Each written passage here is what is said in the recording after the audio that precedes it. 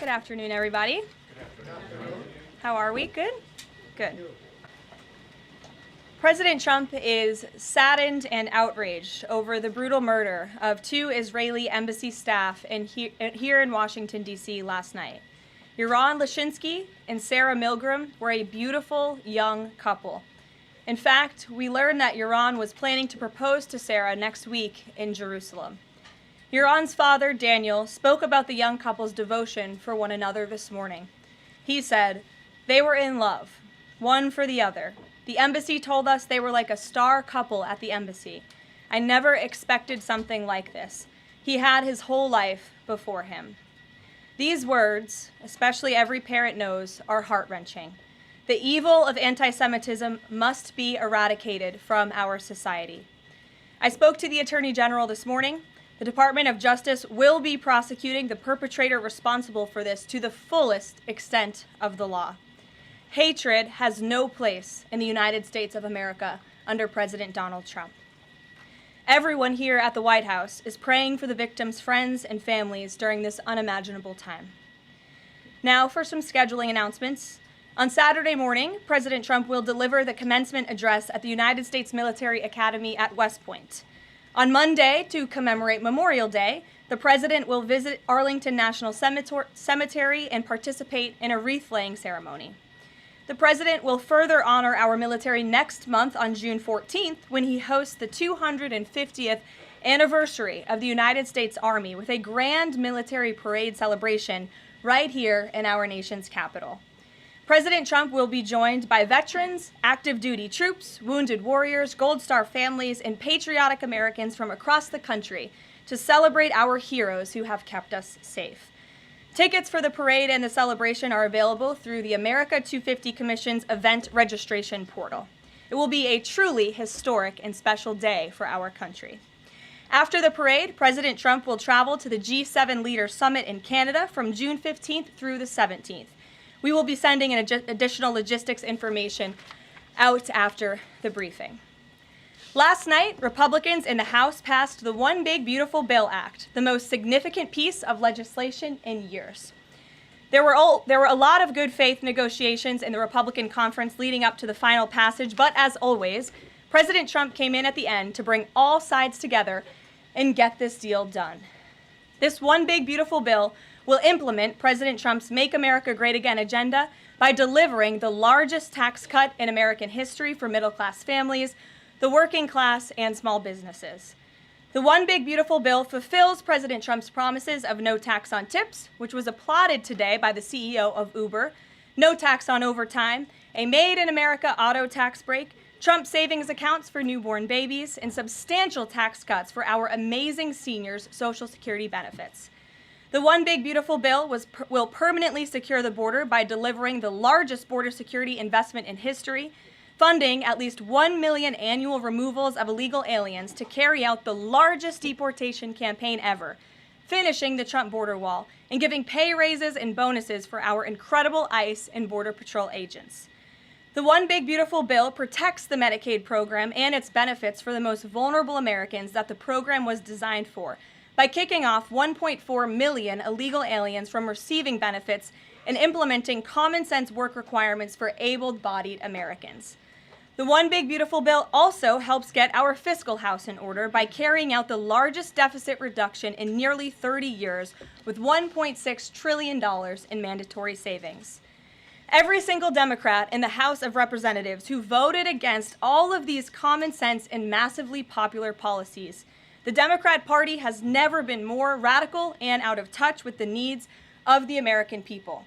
The One Big Beautiful Bill is the final missing piece toward ushering the golden age of America.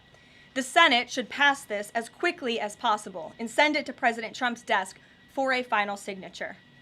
After today's briefing, President Trump will hold a Make America Healthy Again event alongside Secretary Kennedy and several other cabinet secretaries to unveil the Maha Commission report. President Trump wants every child in America to grow up and to live a long and healthy life. That's why he's working alongside Secretary Kennedy to end the chronic disease epidemic to keep our children healthy, safe, and disease-free. The Maha Commission report is a historic assessment the first of its kind by any presidential administration, of current evidence and research about the health crisis affecting America's children. This report is a review of pre-existing research to comprehensively assess what we understand about our health problems and what we don't understand, and how we can find those answers. All of the findings will be based on the gold standard of science. And I think I speak for all MAHA moms across the country when I say we look forward to the president's event and remarks later this afternoon. And as we head into the Memorial Day weekend, a quick update on gas prices. According to the fuel savings platform Gas Buddy, the national average price of gasoline is expected to be $3.08 on Memorial Day. We expect that to continue to decline because of the president's energy policies. But this is down from Memorial Day last year. And adjusted for inflation, it's the second cheapest price for a gallon of gas on Memorial Day since 2003, thanks to President Trump. And finally, in other news, the Department of Homeland Security conducted a deportation flight from Texas to remove vicious illegal criminals in the United States. All of these individuals were sent, or are trying to be sent, to a third country. And President Trump promised to get vicious illegal alien murderers, rapists, and pedophiles like these out of our country, and he is trying to deliver on this promise. But no matter how upset this makes Democrats, we will continue to deport these monsters to keep Americans safe. And here are the heinous individuals who were on that flight. A Cuban national, convicted of homicide, armed robbery, false impersonation of an official, kidnapping, and robbery strong arm. A Cuban national convicted of attempted first-degree murder with a weapon. A citizen of Laos convicted of first-degree murder and robbery. A Mexican national convicted of second-degree murder. A citizen of South Sudan convicted of robbery and the possession of a firearm. A citizen of Burma convicted of lascivious acts with a child less than 12 years old. A citizen of Burma convicted of first-degree sexual assault involving a victim mentally and physically incapable of resisting. It's disgusting. And a Vietnamese national convicted of first-degree murder. Now, a liberal activist district court judge in the city of Boston, Massachusetts, is trying to force the President of the United States to bring these monsters back to our country. Judge Brian Murphy is ordering the Department of Homeland Security to give these illegal criminals 15 days to reopen their immigration cases with access to phones and attorneys. Every single one of these individuals, I will add, had final orders of removal from our country. And now Judge Murphy is forcing federal officials to remain in Djibouti for over 2 weeks, threatening our U.S. diplomatic relationships with countries around the world, and putting these agents' lives in danger by having to be with these illegal murderers, criminals, and rapists. This is completely absurd. Judge Brian Murphy is not the Secretary of State. He is not the Secretary of Defense or the Commander-in-Chief. He is a district court judge in Massachusetts. He cannot control the foreign policy or the national security of the United States of America, and to suggest otherwise is being completely absurd. According to new reporting about this judge, he's a registered Democrat in Massachusetts who during his Senate confirmation hearings failed to disclose his ties to a radical left-wing organization that claimed the word illegal to describe illegal aliens was inherently prejudicial. This massive judicial overreach by Judge Murphy is part of the same opposition our administration has faced since day one. Radical left-wing judges are egregiously trying to stop President Trump from using his core constitutional powers as head of the executive branch and commander-in-chief.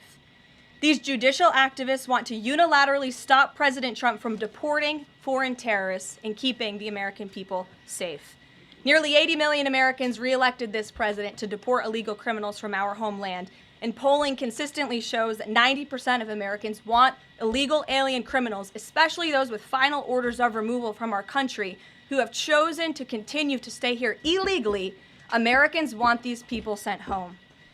We hope the Supreme Court will continue to rein this in as soon as possible to restore proper constitutional order in our country. We'll take some questions. And here in our new media seat today, we have Jillian Michaels. She's a renowned personal health expert. I know all of you know her. I certainly do, watching fitness videos growing up. And a media powerhouse who continues to expand her reach with her podcast, Keeping It Real. Jillian, I know you're here today for the Make America Healthy Again event. We're proud to welcome you to the White House. Thanks for being in the briefing. Why don't you go ahead? Thank you for having me. As a Maha mom yourself, how do you interpret the significance of this report in terms of delivering measurable health improvements for Americans and their kids, and what specific actions does the administration plan to take in response to it? Sure. Well, thank you for the question. And again, thank you very much for being here. I would like to emphasize, we held a call earlier today with Secretary Kennedy, Secretary Rollins, Administrator Zeldin, and other officials at Health and Human Services to talk about the gravity of this report. When the president took office, he promised to make this country healthy again. And the president signed an executive order directing this commission. And now, less than 100 days later, the commission is delivering this report. It's another promise made and another promise kept. And the report identifies 4 major factors that are contributing to the rise in childhood chronic disease. Again, this is the first time the federal government has really recognized in a single report that we have a problem in our country. Our children are getting sicker, not healthier. This is not just a crisis, a health crisis, but it poses national security implications as well. And this administration is focused on ensuring we understand why. The 4 factors contributing to the report, as you will all hear from the president later, are number 1, poor diet, a robust discussion about ultra-processed food that are dominating our children's diets, environmental chemical exposure, plastics and other chemicals that are unfortunately a part of our daily American life. It talks about the lack of physical activity and chronic stress, and how technology-driven lifestyles are contributing to the decline of our children's physical and mental health. And then lastly, the report touches on the over-medicalization that's taking place in our American society, nowhere else in the world, but just right here in the United States of America. And the report directs the entire administration to understand why these issues are happening and what public policy can the administration implement to ensure that we are fostering a more healthy country for our children. So I'll leave it at that and let the president and his team speak more about this historic report later. But this should be good news for everyone. I don't care what your politics are. We should all agree that we want our children to be healthy and safe, and we want our food supply to be healthy and safe. We have the best farmers and ranchers in the world right here in the United States of America, and we have the best workers in the world. We have the best people in the world, but unfortunately we have a health crisis that's been plaguing us for too long, and this report speaks to the heart of it. You're welcome. Thanks for being here.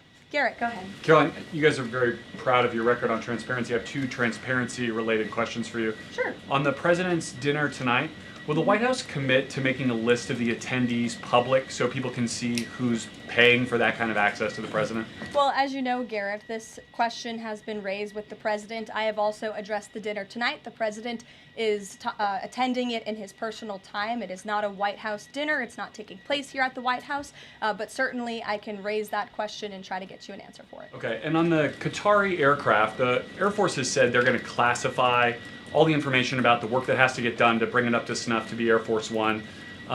Previous Air Force One contracts, including the one that the president entered into in 2018, are public. That's available knowledge. Will the White House commit to releasing who's doing that work and the cost of that work? I understand that some elements might be classified about specific systems, but will you commit to releasing that basic information so people can see ultimately what this costs? Well, Garrett, as you know, that's a question for the Department of Defense and the United States Air Force, who is accepting this jet as part of their fleet. Declassify anything he wants. Well, you'll have to ask the Department of Defense and the United States Air Force, who is accepting this jet as part of its fleet. Peter.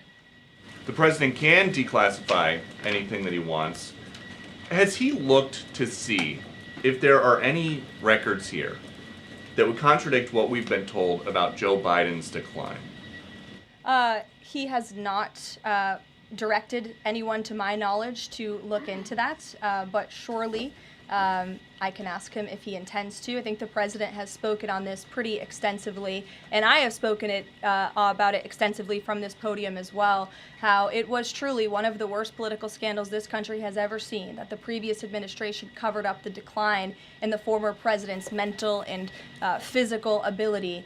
And it's now all coming out, but the American people knew the truth, and that's one of the many reasons why President Trump won the election on November 5th. And President Trump says that he basically thinks unelected Biden staffers concealed his decline so that they could use the levers of power for their own personal gain. Well, Look, that's not just the president thinking that, Peter. There's a new book out. I don't know if any of you have heard about it. Again, a little bit too late because the American people knew the truth on this from the very beginning. And there were reporters in this room, including some from your network, Peter, I'll give you a little bit of credit here, who have said that clearly Joe Biden's staffers were engaging in this cover-up. So this is common sense. This isn't the president making it up. These are facts that are now finally being revealed. Right, and I'm not saying the president's making it up, but he specifically talks about the auto pen. He thinks that staffers were using this auto pen. Mm-hmm. Is there some kind of like a badge that you have to swipe to use an auto pen? Is there a record of that? I can tell you here at this White House, the president signs any document that has legal implications. The president signs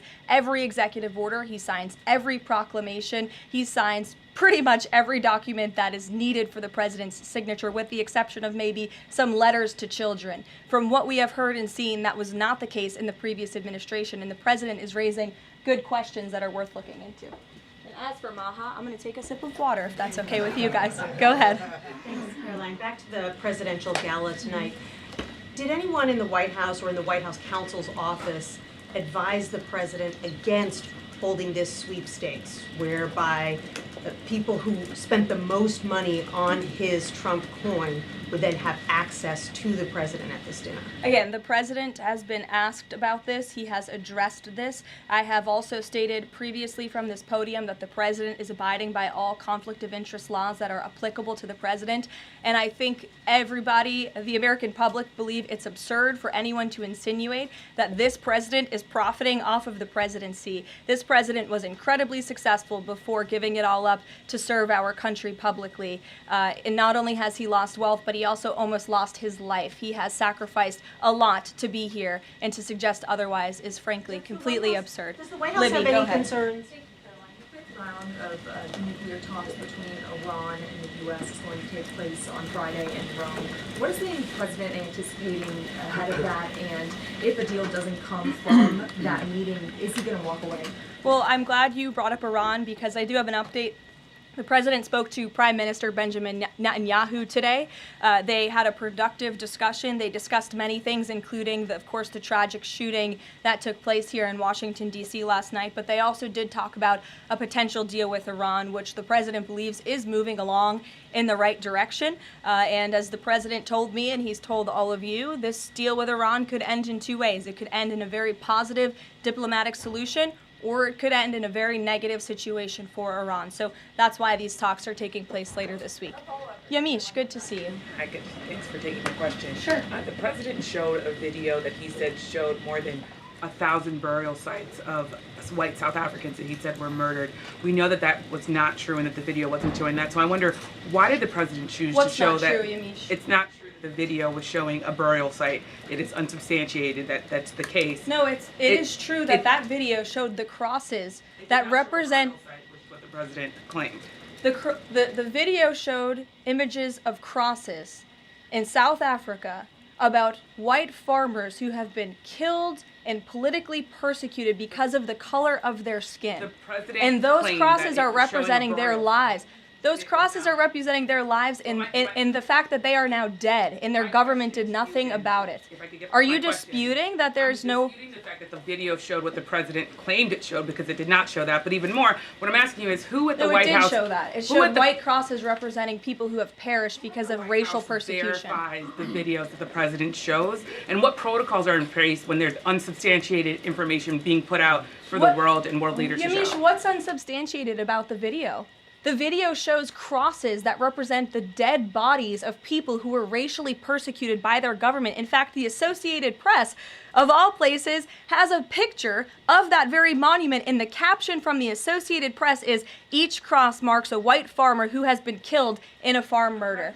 So it is substantiated, not just by that video and the physical evidence that everybody saw on display in the Oval Office, but also by another outlet in this room, the Associated Press. So you should take it up with them if you believe the claim is unsubstantiated, and that's a ridiculous line of questioning. John, go ahead. Go ahead, John. Thank you, Caroline. The big, beautiful bill now goes to the Senate. Does, yes. A lot of the Republican senators have promised amendments that will water this thing down dramatically.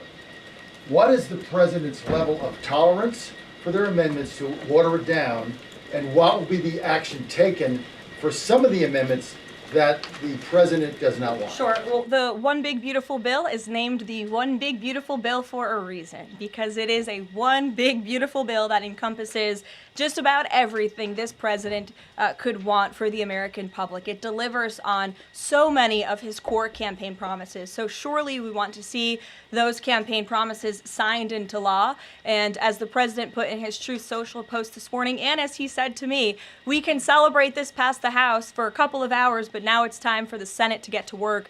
The president has a great relationship with Senate Majority Leader Thune, and of course so many friends on the Senate side of the Hill, and he's expecting them to get busy on this bill and send it to his desk as soon as possible. Phil. Thank you. Given that the president said the other day the SALT cap, we don't want to benefit Democratic governors. If the Senate was to reduce that SALT cap or make any type of changes, would he support that, or is this a situation where done is beautiful and he just wants to pass it? Well, look, it's a hypothetical question, obviously. Negotiations. Well, correct, and the bill passed, didn't it? So now it's off to the Senate where additional negotiations will take place, and we'll see how it goes. Michael. Thank you, Caroline. Two questions on the beautiful bill. One of the campaign promises from President Trump was no tax on Social Security. Now, due to congressional rules, that wasn't able to be included in this bill. How does the president plan to follow through on that campaign promise? Well, this bill did address taxes for our seniors. It actually allows them to take off significant money from their Social Security payments, get more money back, I should say, put more money in their pockets for various reasons. So this bill delivers on that promise. That's the view of the White House. Secondly, you had two Republicans last night that voted against this bill, Congressman Massey and Davidson. Does the president think that they should be primaried? I believe he does, and I don't think he likes to see grandstanders in Congress. What's the alternative? I would ask those members of Congress. Did they want to see a tax hike? Did they want to see our country go bankrupt? That's the alternative by them trying to vote no. And the president believes the Republican Party needs to be unified, and the vast majority of Republicans clearly are and are listening to the president. They are trusting in President Trump, as they should, because there's a reason he's sitting in this Oval Office. It's because he's the unequivocal leader of the Republican Party. Not just a president for Republicans, but all Americans. The president's approval rating is at an all-time high right now, and it's because he knows how to deliver. And Republicans like Thomas Massey and others should take note. Stephen. Thank you, Caroline. Building on the question about Social Security, the bill includes the president's promises to address taxes on tips and overtime. Could you say his feelings about the income cap? Is he satisfied where that landed? And also on a different matter, could you comment on the investigation that the Justice Department has into Andrew Cuomo? As for the first question, the president is clearly satisfied where the bill landed because it passed. Again, now it has to go to the Senate, so changes could certainly be made. As for your second question, I would defer you to the Department of Justice.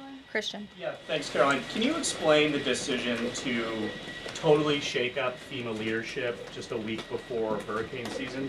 You'd have to ask the Department of Homeland Security in terms of leadership, but certainly the administration, and I know the National Security Council here at the White House is monitoring storms and natural disasters that are happening across the country at all times. We're briefed on those. The administration is briefed on those, and Secretary Noem is leading that effort for sure.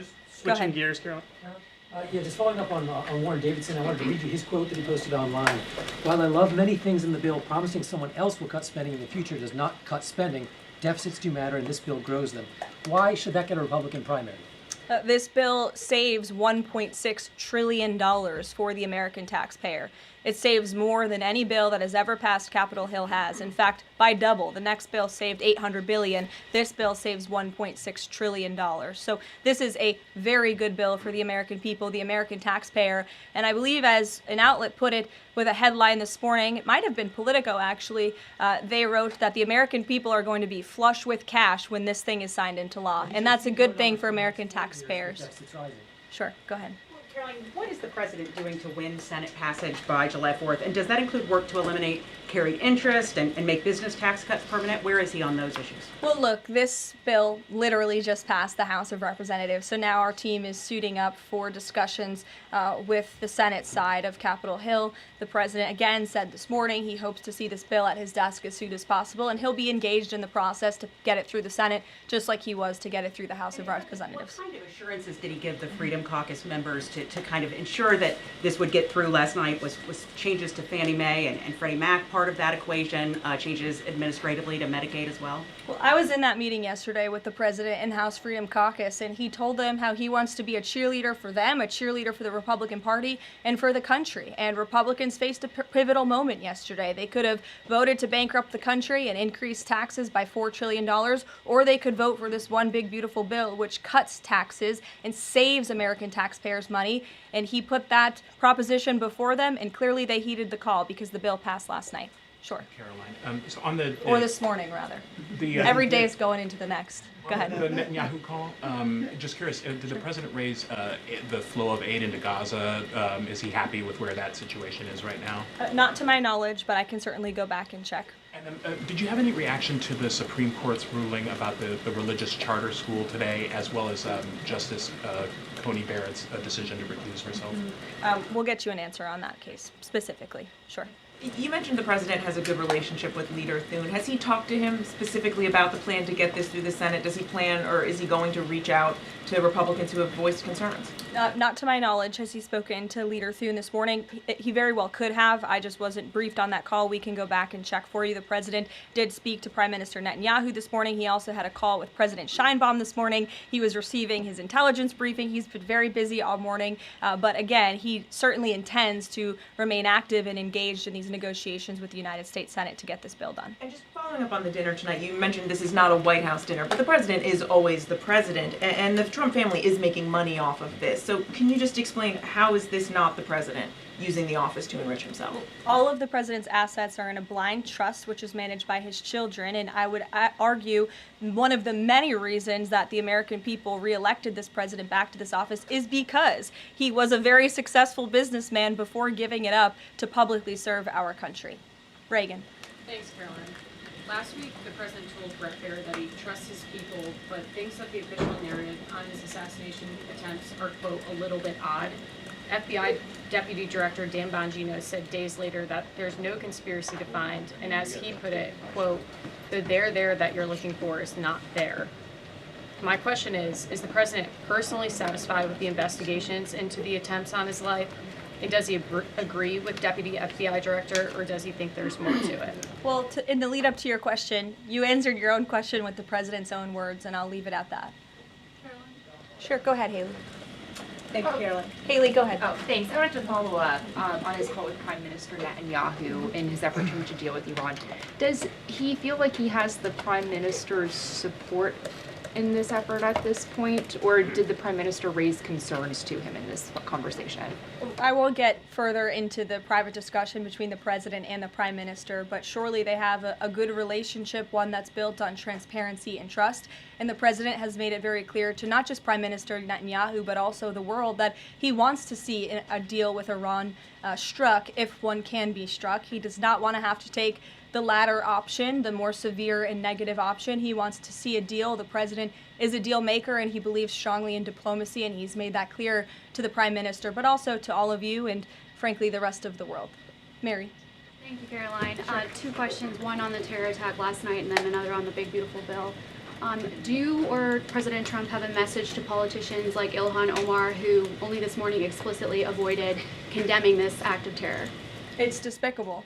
And frankly, we have seen a rise in anti-Semitic protests, of pro-Hamas protests, of terrorist sympathizers. We saw them on our college campuses, and we've seen the Democrat Party turn a blind eye and in some cases actually embrace such anti-Semitic illegal behavior. And that's why this administration has done more than any administration in history to crack down on anti-Semitism. As you know, in January, when the president took office, he signed a new executive order to combat anti-Semitism. He created a commission focused on doing just that.